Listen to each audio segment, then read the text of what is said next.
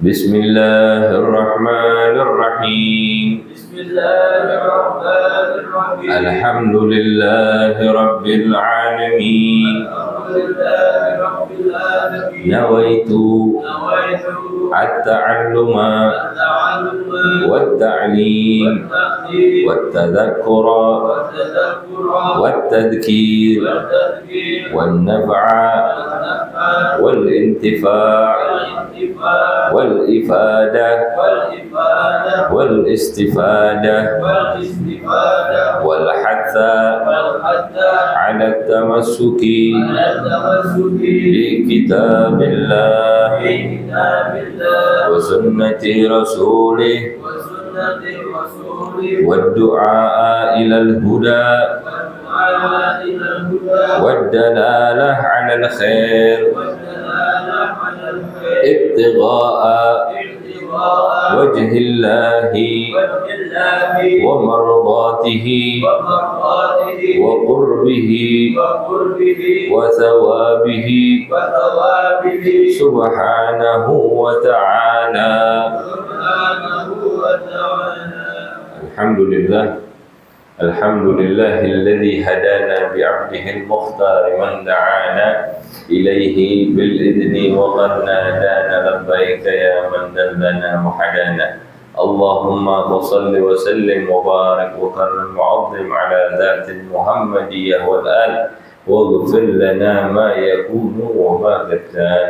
سبحانك لا علم لنا إلا ما علمتنا إنك أنت العليم الحكيم. ربي اشرح لي صدري ويسر لي أمري واحلل عقدة من لساني يفقهوا قولي. أما بعد.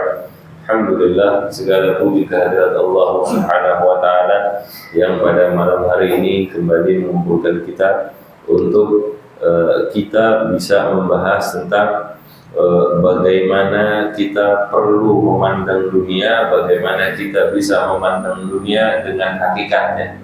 Di dalam hati kita tempatkan dia sehingga kita bisa betul-betul menuju kepada Allah tanpa teralihkan dengan sebab-sebab dunia. Salawat dan salam semoga senantiasa tercurah kepada baginda Rasulullah Muhammad bin Abdullah sallallahu alaihi wasallam, juga kepada keluarga beliau, kepada sahabat beliau dan para pengikut beliau yang setia sampai di akhir zaman, para ulama, para salihin yang dengan wujudnya Nabi Muhammad yang kemudian diestafetkan hal tersebut, ilmu syariat tersebut, cara memahami tersebut kepada orang-orang setelahnya, yang dengan itu kemudian kita bisa berkumpul di tempat ini untuk kita mengenal jalan yang sudah mereka tempuh untuk menuju kepada Allah, jalan yang sudah mereka tempuh dalam memandang dunia, dan bagaimana insya Allah kita bisa bersikap sesuai dengan sifat dan sikapnya mereka. Amin ya rabbal alamin. Di pertemuan yang lalu kita sudah membahas tentang wasiat daripada Syekh Abu Bakar bin Salim untuk meninggalkan kesenangan-kesenangan duniawi. Ya, kesenangan-kesenangan duniawi tidak diartikan secara terus. Masa kita nggak boleh jalan-jalan sendiri, masa kita nggak boleh bawa anak istri kita main gitu, ajak anak-anak berenang misalnya, bukan.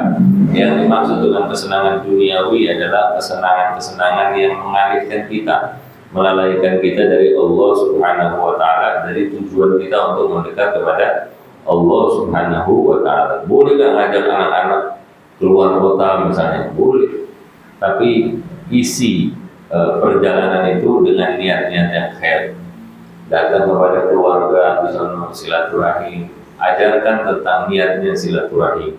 Niat apa yang diperlukan untuk menjaga tali silaturahim, kemudian adab-adabnya. Hal-hal seperti itu perlu ditambahkan di dalam kesenangan-kesenangan duniawi kita itu dalam tanda kutip, sehingga apa-apa yang kita lakukan, apa-apa yang kita jalankan itu tidak teralihkan dari Allah Subhanahu wa taala.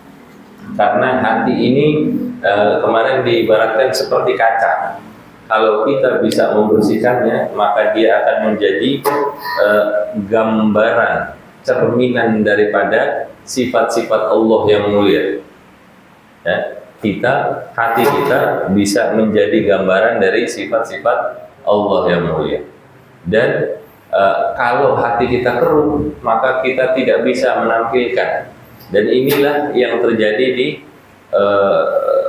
masyarakat kita kebanyakan pada saat ini. Orangnya orang Islam, tapi perilakunya tidak mencerminkan perilaku-perilaku yang Islam.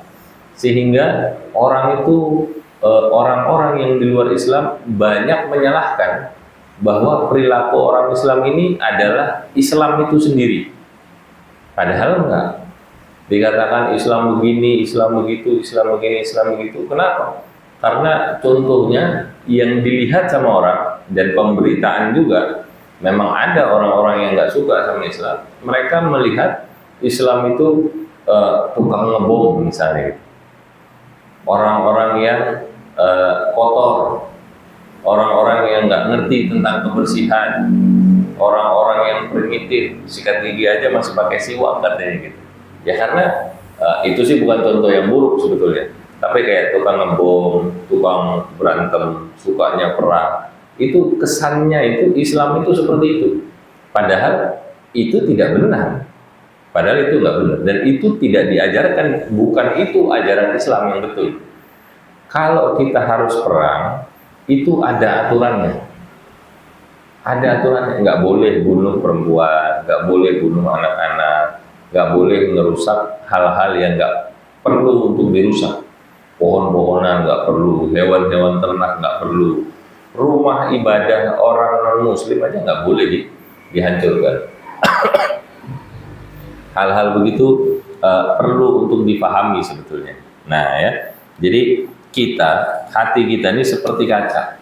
Dia bisa menjadi cermin yang bagus atau bisa menjadi cerminan yang buruk, yang tidak menampilkan wajah aslinya Islam itu sendiri. Nah ini yang perlu untuk kita perhatikan.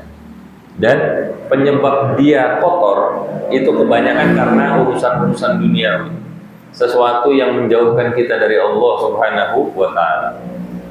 Casingnya Islam, casingnya Muslim, tapi yang ditampilkan itu menjadi buruk karena ada sebab-sebab dunia, karena diliputi dengan hawa nafsunya.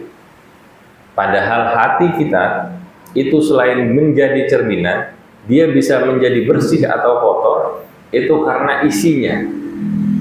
Karena dia diisi dengan sesuatu yang satu dari dua. Kalau dia diisinya dunia, maka dia nggak ada tempat buat pandangan Allah ke situ. Tapi kalau kita isi kita isi hati kita dengan mahabbah kepada Allah Subhanahu wa Ta'ala, maka dunia nggak ada tempatnya di situ. Ya. Dikatakan kosongkan hatimu dari alam semesta beserta penghuninya, maka kita akan melihat Allah di dalam setiap hal, di dalam sakit kita, di dalam kesulitan ekonomi kita, di dalam kehidupan kita, di dalam senangnya kita, di dalam senangnya orang lain, di dalam sulitnya orang lain, di dalam apapun yang terjadi pada diri kita dan lingkungan kita. Yang kita lihat adalah siapa yang menciptakan. Gak boleh kita mencela orang non-muslim misalnya, gak boleh dicela. Orangnya gak boleh dicela, karena dia itu juga adalah ciptaan Allah Subhanahu wa Ta'ala. Tidak ada, kalau kata Ustaz Nabil itu, gak ada ras yang lebih unggul dibandingkan ras yang lain. Oh ini orang Amerika pinter-pinter, oh ini orang Jepang nih, orang Amerika maju, orang Jepang pintar. Wah ini orang Arab alim-alim. Nggak ada begitu. Yang membedakan adalah ketakwaan mereka di sisi Allah Subhanahu wa Ta'ala. Nggak boleh kita mencela. Yang kita lihat bukan Jepangnya, bukan Amerikanya, bukan Cinanya, bukan Arabnya, bukan Sundanya, bukan Palembangnya, bukan ininya, bukan itu. Yang kita lihat siapa? Allah Subhanahu wa Ta'ala. Karena Allah yang menciptakan mereka ini.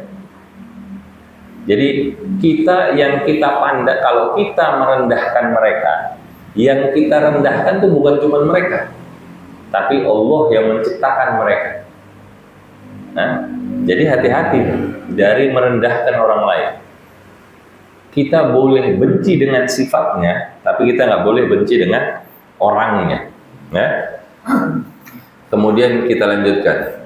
Qala al-mu'allif rahimahullahu taala wa nafa'ana bihim fid dharain amin radhiyallahu anhum.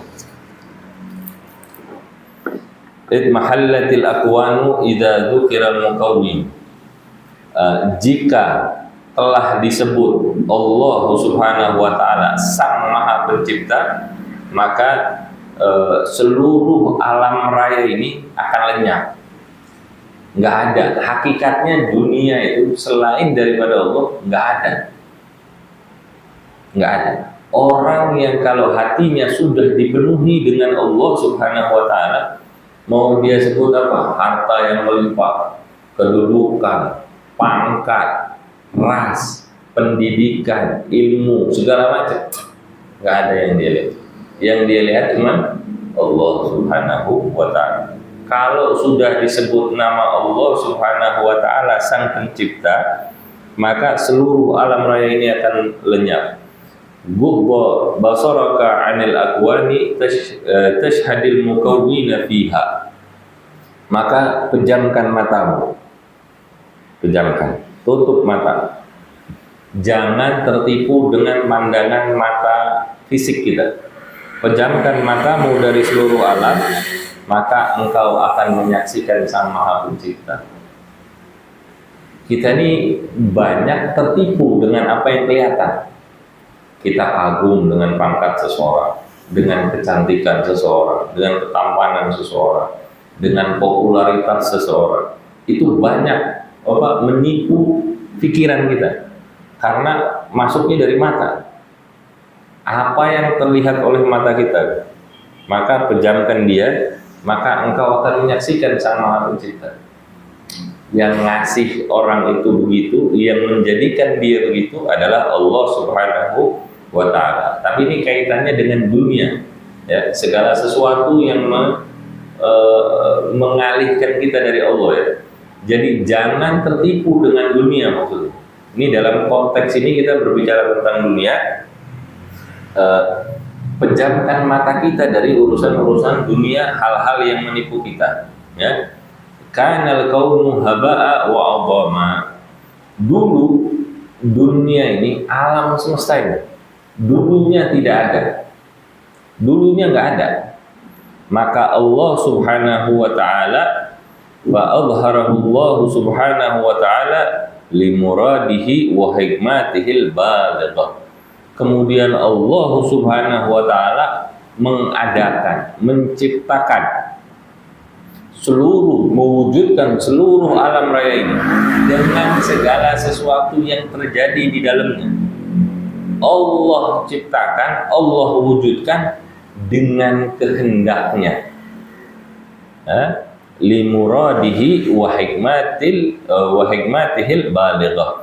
Dengan kehendaknya, dan di dalamnya Allah taruh hikmah-hikmah yang agung.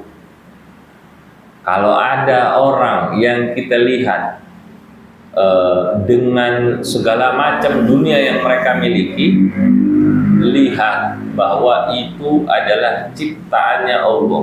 Allah yang berkehendak terhadap itu. Entah kita menyukainya atau kita membenci hal itu, suka atau nggak suka, mau atau tidak mau, keadaan yang menyenangkan atau tidak menyenangkan bagi hati kita, yang kita lihat adalah Allah menciptakan hal itu dengan kehendaknya. Dan di dalamnya wa hikmatihil balighah, di dalamnya terdapat hikmah-hikmah yang agung yang bisa kita ambil pelajaran daripadanya. Kalau itu sesuatu yang baik, ambil hikmah yang baik dari situ. Mungkin kita bisa mengambil hikmah supaya kita bisa mendapatkan hal yang itu. Selama itu bisa mendekatkan diri kita kepada Allah. Ini orang kayanya luar biasa. Dia kaya tapi dermawan. Saya juga maulah begitu. Walaupun saya belum kaya, tapi saya mau punya sifat dermawan. Jadi kaya kan susah ya. Tapi jadi dermawan, insya Allah lebih mudah gitu. Orang itu kok melakukan hal-hal yang buruk, Dia kaya tapi melakukan hal yang buruk. Saya jangan ikut-ikut yang begitu. Walaupun kayaknya pengen jadi orang kaya, tapi karena sifatnya sifat atau sikapnya itu dalam mendapatkannya buruk, ambil belajar, jangan. Ini ada orang sakit, dia nggak terima dengan keputusan Allah. Kemudian apa yang terjadi? Ya tetap aja dia sakit tuh. Tapi ada orang yang sudah sakit bertahun-tahun, hidupnya masih nyaman aja.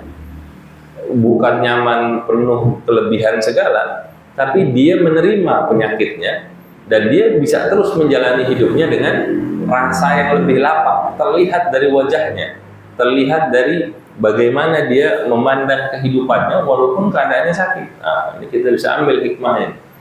Oh, orang ini begini. Saya keadaannya mungkin lebih baik dari orang itu. Tapi kenapa saya banyak mengeluh? Kenapa saya begini? Kenapa saya ambil hikmahnya?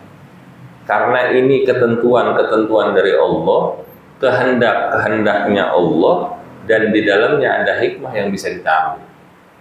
Orang yang bisa banyak mengambil hikmah dari segala kejadian, orang itu akan menjadi orang yang paling tenang di muka bumi dan punya kedudukan tinggi di sisi Allah Subhanahu wa ta'ala. Al-ardu sattahaha was-sama'u wa rafa'aha.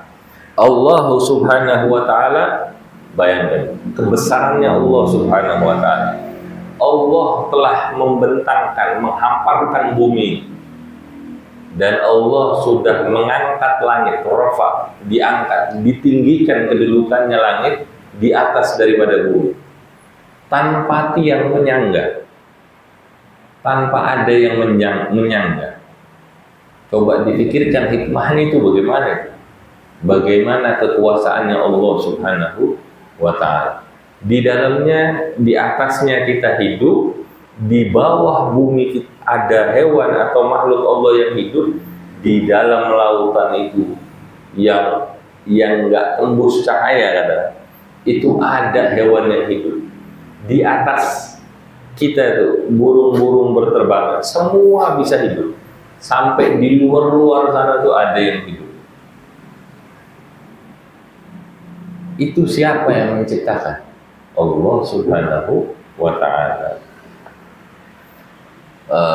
Wa zayyanaha bisyamsi wal qamari wan nujum. Dan Allah menghiasi langit yang tadi diangkat itu. Ini diangkatnya ini pun nggak pakai tiang, dan itu langit dihiasi sama Allah dengan syams, dengan matahari, bulan, dan bintang-bintang. Kelihatannya di waktu malam, cakep nggak? Cakep ya? Kok ya bisa Allah? Ya bisa, Allah yang nyiptain. Dan bintang-bintang itu ya, itu buat orang-orang yang suka berlayar, itu bintang itu tuh penunjuk jalan. Sebelum adanya macam-macam alat GPS macam-macam, mereka pakai ilmu perbintangan tuh. Oh ini begini, oh ini bintangnya bintang timur, oh ini bintangnya ini, rasi bintangnya ini. Ini mereka kalau dari tengah laut ngerti tuh, marka lautnya mereka ngerti. Ada hikmah yang bisa diambil oleh orang-orang yang mau. Nah kalau kita di sini mana ngerti kita begitu? Belajar rasi bintang juga enggak, kan? Apalagi buat menentuin arah, apalagi buat yang lebih manfaat. Saya pribadi saya suka bingung sama orang Jawa. Saya kalau nanya arahnya kemana? Oh ke barat. Baratnya mana? Ini dia udah muter-muter tapi dia masih tetap ngerti barat, timur, utara, selatan. Kita tahunya barat itu pokoknya sebelah kiri, depan kita nih utara. Pikiran saya itu begitu. Kalau nggak lihat matahari nggak ngerti nih arahnya kemana, barat, utara, timur, selatan. Tapi ya mereka, karena mereka sudah terbiasa dengan hal-hal begitu, mereka tahu ada hikmah yang bisa diambil, ada pelajaran-pelajaran yang bisa diambil. Syamsu wal qamar wan nujum likay ya'tabiral khalqu ila yaumil qiyamah. supaya setiap makhluk itu bisa mengambil pelajaran. Dan pelajarannya itu bukan sedikit, banyak, sampai di hari kiamat kata Allah. Kata Syekh Abu Bakar Musa, pelajaran yang Allah berikan dari penciptaan itu, dari zaman bahla sampai akhir zaman, itu kalau mau digali nggak selesai-selesai. Banyak sekali pelajaran yang bisa diambil. Dia tersusun, bagaimana caranya dia tersusun. Kalau orang mau belajar tentang itu, tata surya misalnya, bagaimana dia tersusun, terorganisir, siapa bergeraknya kemana, bagaimana jalannya, itu luar biasa. Terorganisir sedemikian rupa, bukan berjalan begitu aja. Bumi ini ada rotasinya, terus kemudian dia juga berevolusi, istilahnya itu berevolusi kan, mengelilingi matahari. Itu dulu terjadi perbedaan pendapat antara geosentris sama heliosentris. Heliosentris itu mengatakan dengan pendapatnya bahwa matahari itu adalah pusatnya perputaran untuk galaksi kita ya. Kalau geosentris bilang bumi ini pusatnya, yang lain itu mengelilingi bumi. Ini terjadi perbedaan pendapat sampai akhirnya diputuskan bahwa benar. Penelitian modern mengatakan matahari itu pusatnya revolusi, apa? Ya itulah, evolusi atau revolusi lah. Evolusi ya, revolusi. Pusatnya revolusi. Jadi matahari pusat, ya bumi itu mengelilinginya. Dan dia ketika mengelilingi itu ada orbitnya sendiri. Orbit itu lintasannya dia. Merkurius punya orbitnya sendiri, Venus punya bumi, Mars, Jupiter, Saturnus, Uranus, Neptunus, Pluto udah dikeluarin katanya. Udah dikeluarin, dia udah nggak CS sama kita. Dulu kan ada 9, sekarang kalau nggak salah Pluto sudah keluar. Saya nggak ngerti alasannya kenapa ya dia keluar. Nggak CS deh.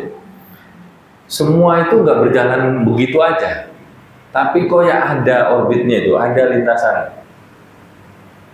Siapa yang ngatur itu? Apa diatur sendiri? Nggak mungkin, orang bumi benda mati, bagaimana dia ngatur dirinya sendiri?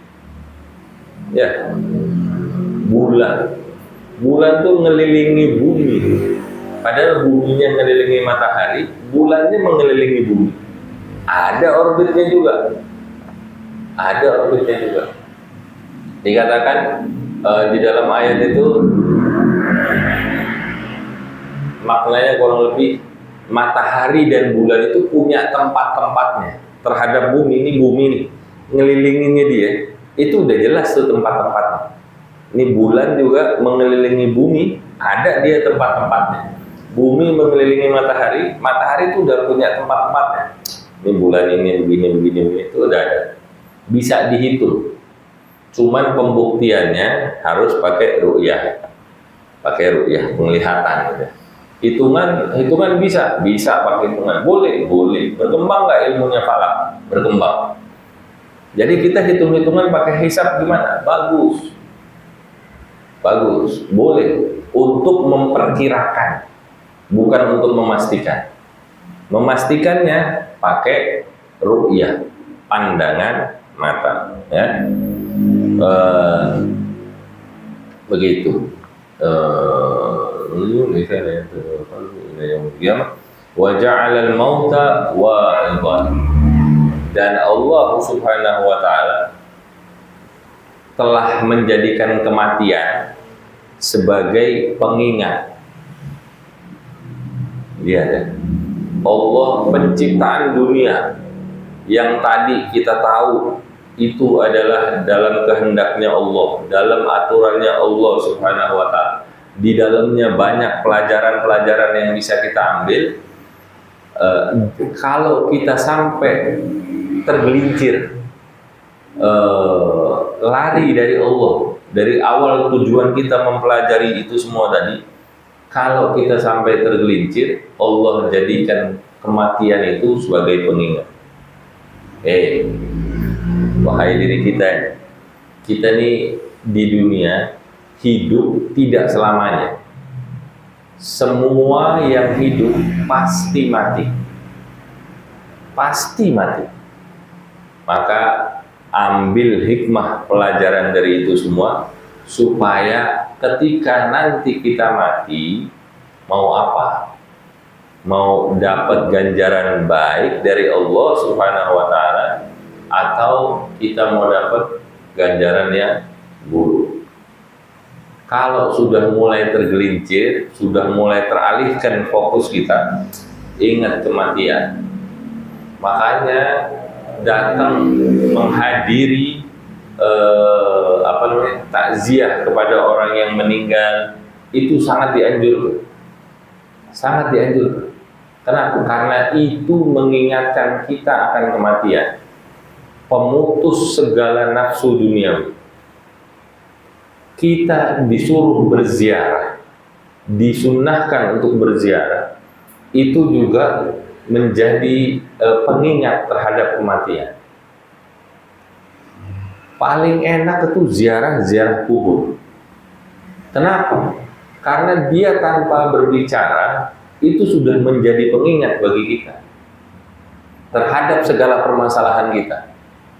Kita yang kaya raya, hidup foya-foya, datang ziarah kubur, ya Allah, ntar nih kekayaan saya, foya-foya yang saya bakal saya tinggal, nggak bisa saya bawa ke dalam kubur. Tempatnya kecil, 2 kali 1 meter.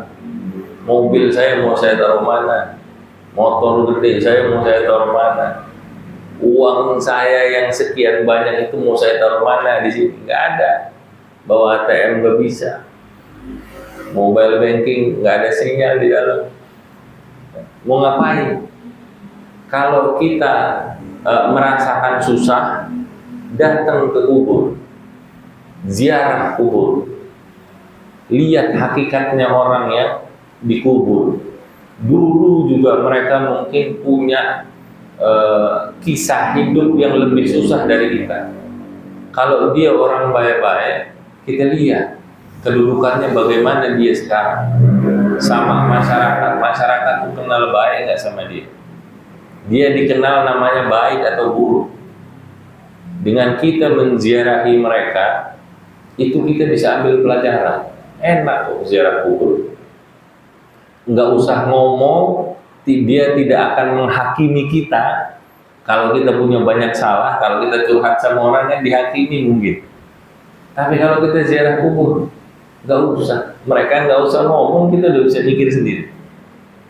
Jadi teman paling baik itu adalah ziarah kubur. Paling enak. Wal qabru imma rawdatun min riyadil jannah aw hufratun min hufarin nar. Di riwayat yang lain, hufratun min hufratin niran. Atau kama qala sallallahu alaihi wasallam.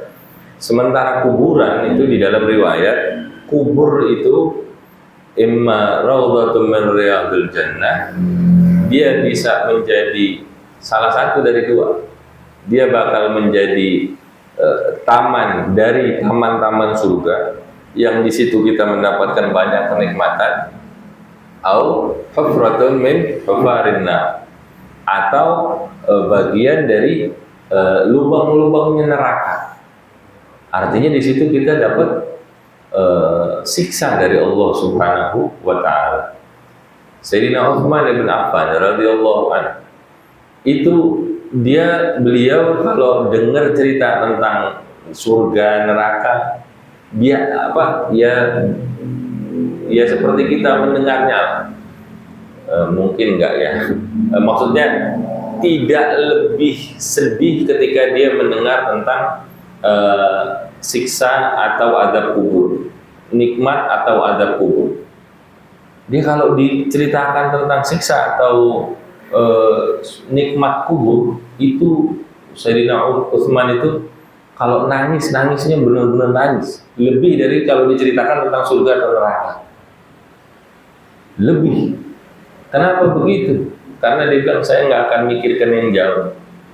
Kurang lebihnya nih maknanya, saya nggak akan mikirkan yang jauh. Ini yang ada di depan mata, kubur. Kalau saya dapat nikmat di dalam kubur, entarnya pasti lebih nikmat. Tapi kalau saya dapat siksa di dalam kubur, nanti bakal lebih berat lagi siksanya. Makanya itu di surat Yasin ya, itu ketika orang-orang yang tidak beriman kepada Allah Subhanahu wa taala dibangkitkan, itu di ayat itu mereka mengatakan, siapa yang membangunkan kami dari nikmat kami? Loh, kok nikmat di dalam kubur itu? Buat mereka kok nikmat? Iya, itu nikmat.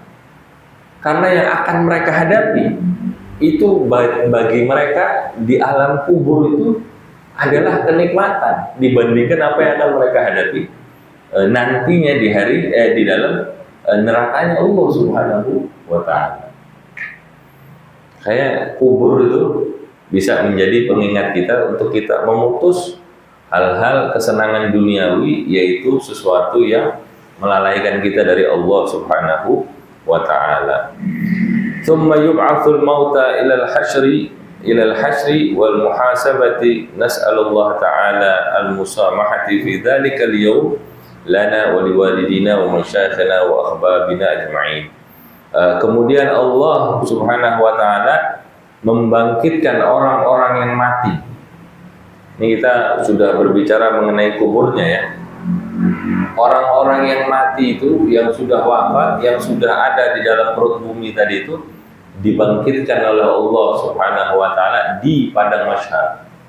Di padang mahsyar, dan dilakukanlah perhitungan amal. Kira-kira selamat nggak nih kita nih di situ?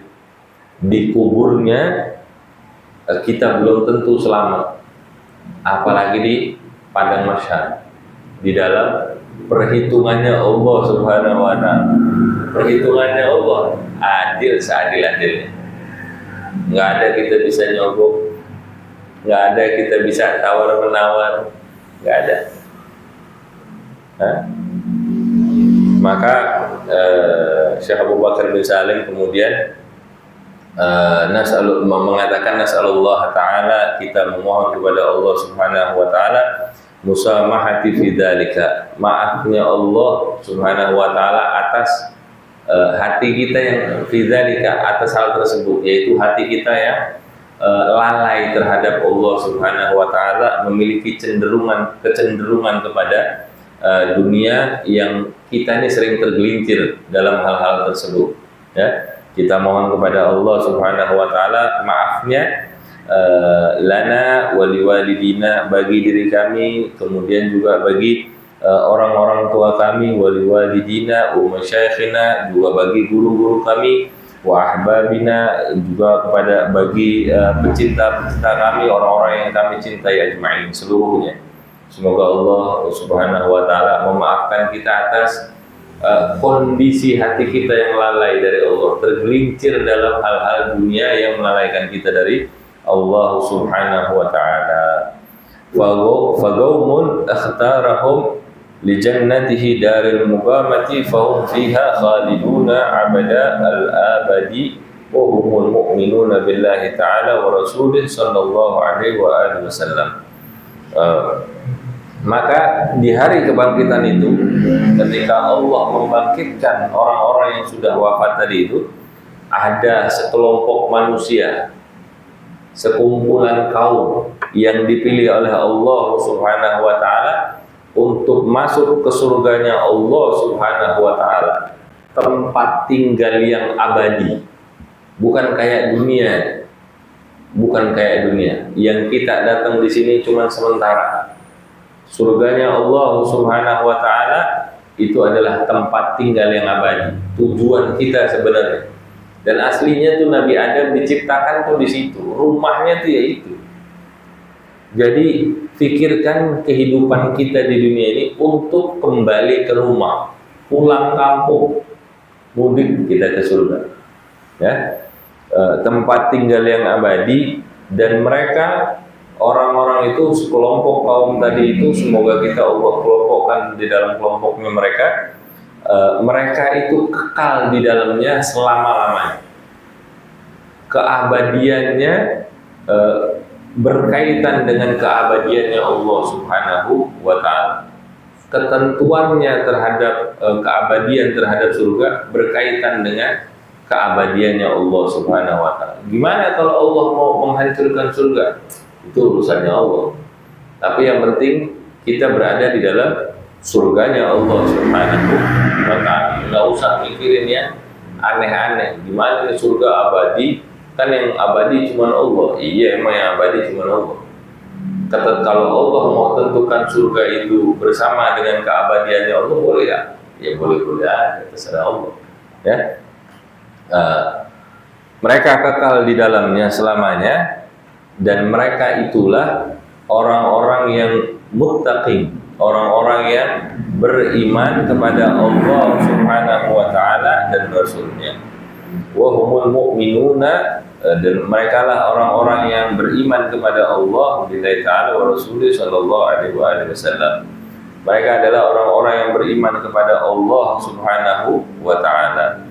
Dalam hal ini mereka itu adalah orang-orang yang memiliki cara pandang yang benar terhadap dunia, dan mereka mengarahkan pandangannya pada urusan akhirat.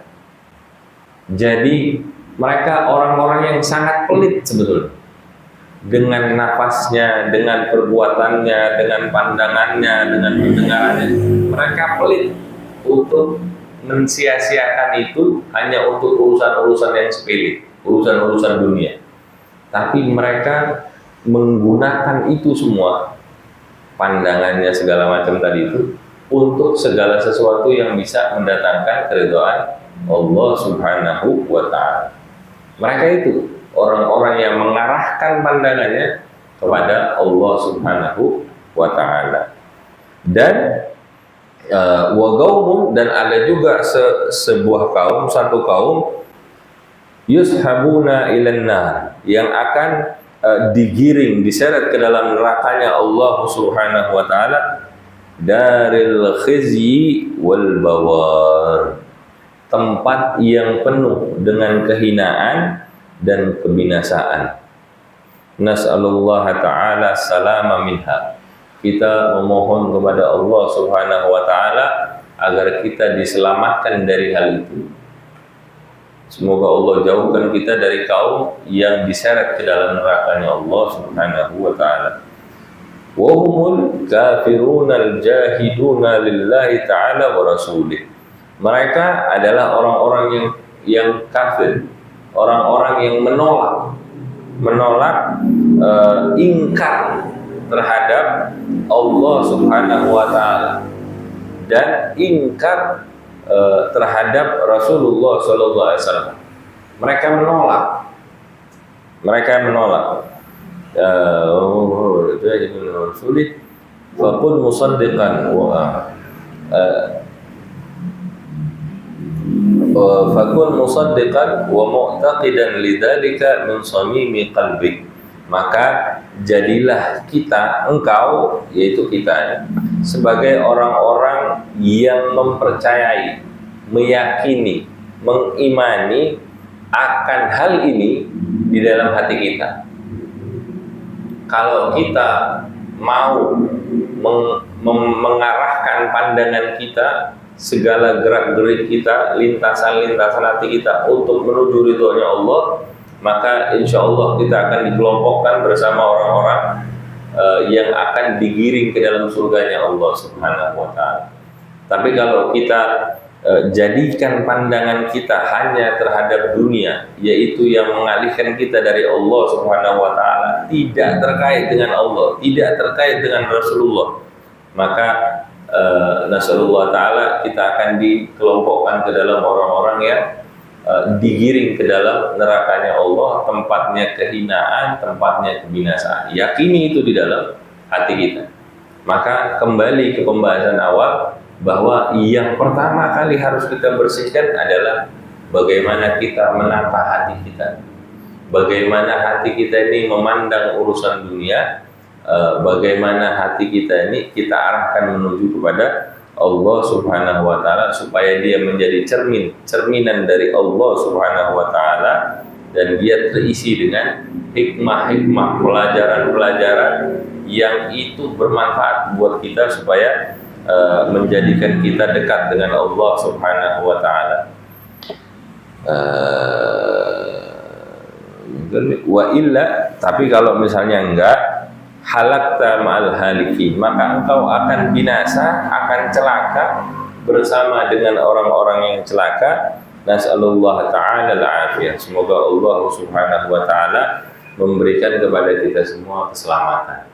Semoga ini di dalam satu pembahasan ini sudah 3 kali nih Habib Syekh Abu Bakar bin Salim ini minta kepada Allah Subhanahu wa ta'ala. Maka kita minta dengan permintaannya Syekh Abu Bakar bin Salim, berkah daripada beliau, supaya Allah Subhanahu wa ta'ala menjadikan hati kita hati-hati yang diisi dengan pengagungan kepada Allah Subhanahu wa ta'ala, dengan pemahaman terhadap hikmah-hikmah yang Allah berikan di dalam penciptaan dunia ini, terhadap apa-apa yang terjadi di dalam kehidupan kita. Dan semoga Allah Subhanahu wa ta'ala memaafkan kita atas segala kekurangan-kekurangan yang sudah kita lakukan, kesalahan-kesalahan, kelalaian kita, tergelincirnya kita yang sudah pernah kita lakukan terhadap Allah Subhanahu wa ta'ala.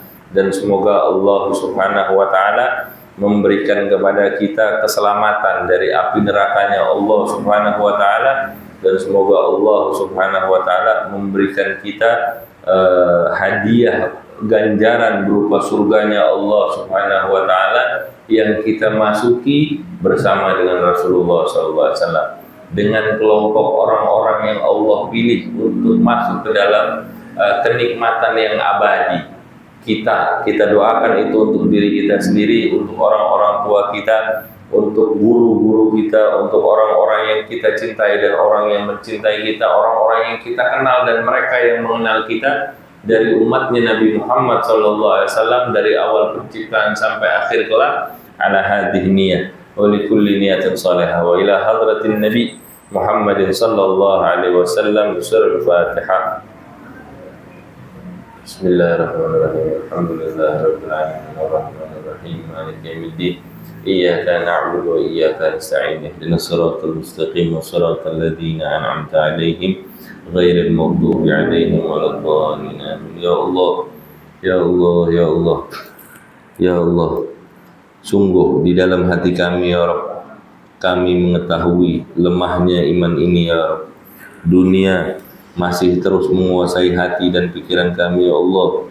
Niatan kami banyak, namun itu semua melalaikan kami darimu ya Rabb. Pikiran kami banyak melupakanmu ya Allah. Perbuatan kami tertuju banyak kepada selainmu ya Rabb. Kami akui segala kelemahan kami ya Allah. Kami akui segala kelalaian kami ya Rabb. Dan kami memohon kepadamu ya Allah, berkah daripada majelis ini, daripada al-musannif Syekh Abu Bakar bin Salim, dan dari Nabi Muhammad SAW, sang penunjuk jalan terpilih. Kami memohon kepadamu ya Allah, ampunilah kami dan tegakkanlah niat kami, kuatkanlah kesadaran dan usaha kami ya Rabb untuk menempuh dan menjalankan hal ini, dan karuniakanlah kepada kami pandangan rahmatmu ya Allah, dan kumpulkanlah kami bersama mereka. Amin amin ya rabbal alamin. Sallallahu ala sayyidina Muhammadin wa ala alihi wa sahbihi wasallam. Alhamdulillahi rabbil alamin. Ya Rabbana tarafna bi annana tarafna wa annana ashrafna ala ladha ashrafna. فتب علينا توبة تغسل لكل حوبة واستر لنا العورات وآمن الروعات واغفر لوالدينا ربي ومولودينا والأهل والإخوان وسائر الخلان وكل ذي محبة أو جيرة أو صحبة والمسلمين أجمع. آمين. ربي اسمع فضلا وجودا منا